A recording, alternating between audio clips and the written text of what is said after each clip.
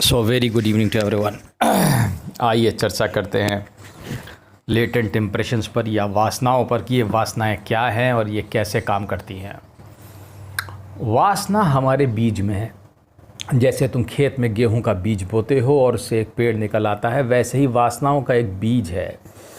ये बीज तुम एक कॉम्प्लेक्स सिस्टम समझ सकते हो। जैसे तुमने अगर एक गेहूं के बीज का इंटरनल स्ट्रक्चर देखा हो तो उसमें कई सारे खाने वाने होते हैं, कुछ स्ट्रक्चर्स होते हैं उसके अंदर। वैसे ही एक वासनाओं का बीज या चीज़ों के बीज, हम भी एक बीज से बोए गए हैं और खेत में हम उगे हुए हैं। ठीक है, ये खेत आत्मा है और उसमें हम सब उग रहे हैं और उग के उगते हैं और ख़त्म हो जाते हैं, उसी में बैठते हैं। या ऐसे समझ लो कि एक समुद्र है, हम उसमें निकलते हैं और लहरों के रूप में और फिर बैठ जाते हैं। समुद्र समुद्र ही रहता है, उसमें लहरें बनने से फ़र्क नहीं पड़ता है।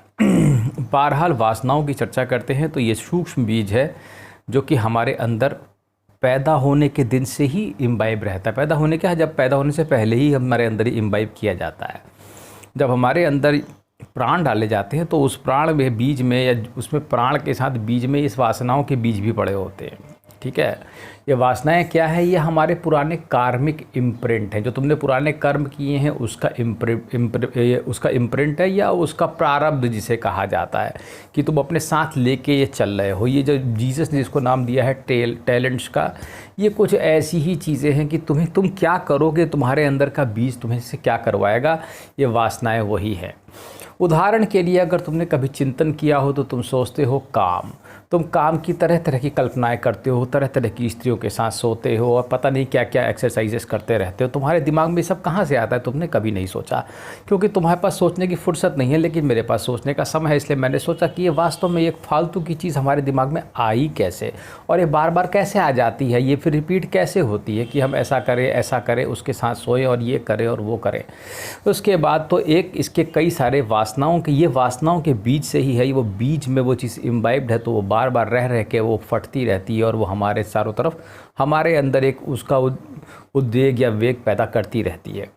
ये सिर्फ यहीं तक सीमित नहीं है, ये उसका दूसरा बीज है। बुद्ध ने कहा है कि इसके कई सारे फैक्टर्स हैं इसमें। ये दूसरा उसका फैक्टर है घृणा। ये घृणा वासना का एक कैटेगरी है, मतलब वासना का एक पहलू है घृणा, इलविल, दूसरे की बुरी चाहत, ईर्ष्या, जलन। ये भी वासना से ही पैदा होता है। ठीक है। तीसरा है कल्पनाएं करना। ये भी उसी बीज में घुसा हुआ है वासनाओं के। मैं ये हो जाऊं, मैं वो हो जाऊं, मैं यहाँ बन जाऊं, मैं ये कर लूं, मैं वो कर लूं। ये सब उसी के अंदर इम्बाइब्ड है। फिर उसके बाद मेरा होना भी वासना है।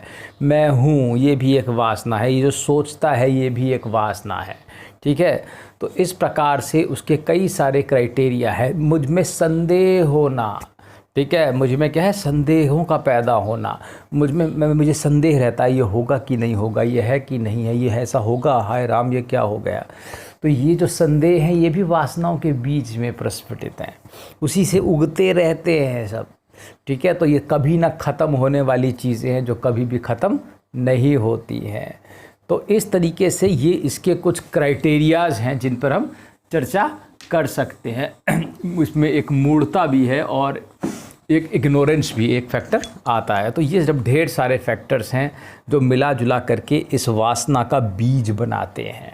ठीक है, जो तुम्हारे अंदर बैठा है और तुम्हें कभी सुकून से बैठने नहीं देता, तुम्हें मतलब तुम्हारे दिमाग को। तो ये वासनाओं का बीज तुम्हें पहले से मिला हुआ है, जो पास्ट के इम्प्रेशन है, कार्मिक इम्प्रिंट्स है, जो तुम्हारी मेमोरी में पहले से फीड है। ठीक है, ये वहाँ से आया हुआ है और ये तुम्हें आराम से सताता रहता है और इसी में तुम जलते रहते हो। तो अब सवाल पैदा होता है कि इसका किया क्या जाए। ये एक अजीबोगरीब किस्म की वासनाओं की समस्या जिससे हम त्रस्त हैं। एक तृष्णा है जो कभी ख़त्म ही नहीं होती, जिसकी भूख, और एक दूसरी ये वासनाएं हैं जो कभी ख़त्म नहीं हो रही है। यही दोनों पे बस मुक्ति ही, इनसे मुक्ति ही मुक्ति है। असली मुक्ति का मतलब यही है। तो तुम समझ गए हो कि ये वासना है। अब इसे ख़त्म करने के लिए तुम्हें क्या करना होगा? इसको ख़त्म करने का तरीका वही है कि ज्ञान रूपी अग्नि को जलाया जाए और उसमें ये सारी वासनाओं के बीज को भस्म कर दिया जाए। केवल एक अग्नि ही ऐसी चीज़ है और कोई ऐसी चीज़ नहीं है जो कि पूर्णतः जला के किसी चीज़ को पवित्र करती है। इसलिए इस वासना रूपी बीज का केवल एक ही तरीका है कि इसको पूर्ण रूप से ज्ञान की अग्नि में इसकी आहुति देकर के भस्म कर दिया जाए। बस। और इसको भस्माभूत करने के बाद ही हमारे जीवन में हमारा माइंड भी स्टिल हो जाएगा और उसके बाद हमें खुद के दर्शन भी हो जाएंगे। ठीक है, तो अब इसे ज्ञान की रूपी अग्नि को कैसे जलाया जाता है ये मैं कई बार डिस्कस कर चुका हूँ। ये परमेश्वर की कृपा से स्वयं तुम जानते हो। अगर तुम्हारे नीचे अग्नि जलेगी तो अग्नि का स्वभाव है कुंडल की वो ऊपर को उठती है, वैसा नहीं तो अग्नि नीचे को घुसती है। अग्नि का स्वभाव ऊपर को उठने का है। तो ये फैलेगी, जब ये नीचे से कुंडलनी से फैलती है ऊपर जाती है तो खोपड़ी में अपने आप ही सब कुछ जला के भस्म कर देगी। ना वासनाएं रहेंगी, ना कोई इच्छा बचेगी। ठीक है, तो इस प्रकार से आप इन वासनाओं से मुक्ति पाइए और अगर नहीं है तो अपने दिमाग को थोड़ा बहुत कंट्रोल करने की प्रैक्टिस करिए। धन्यवाद।